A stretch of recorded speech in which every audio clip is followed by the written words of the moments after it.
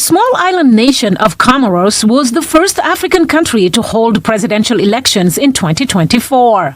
Incumbent President Azali Assoumani, a former military officer who first came to power in a coup in 1999, won a fourth term. Election results were immediately rejected by the opposition, triggering violent protests that killed 1 and injured 25. Next on the list was supposed to be Mali, followed by Senegal, but elections were postponed in both countries. Mali is ruled by a military junta that overthrew a democratically elected government in 2020. Burkina Faso, Mali, Niger have promised to in a transition they will not transit. All these military juntas are trained military soldiers. They do not know how to govern. The learning curve for them to learn how to govern is too long. Earlier this month, Senegalese President Macky Sall announced that elections will be delayed due to allegations of corruption in election-related cases and the disqualification of some leading candidates.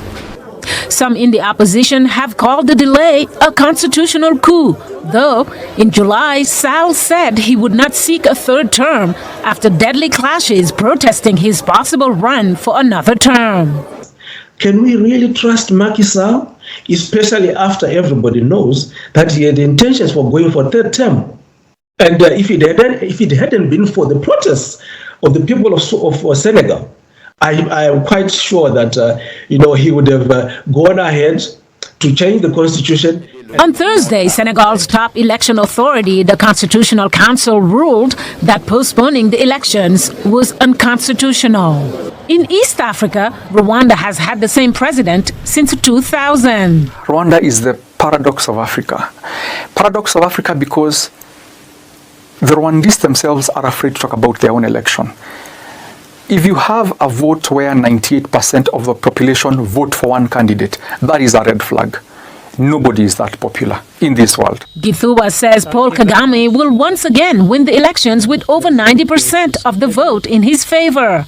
But he's more worried about the post-Kagame era. Rwanda's democracy is not mature because we've had some very negative experiences of past leaders who've tried to run against Kagame. The system kind of muzzles them. In South Africa, the African National Congress has been governing since 1994, when Nelson Mandela was elected president following the end of apartheid in the early 1990s. But there may not be business as usual, Kuvea says. The ANC will win the election, but not with an outright majority.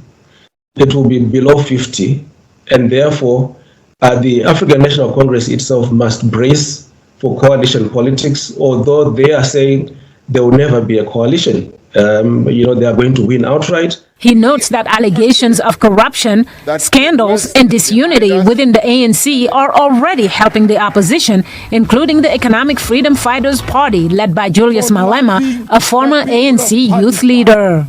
Mariama Diallo, VOA News, Nairobi. Of the EFF, this is the weapon that will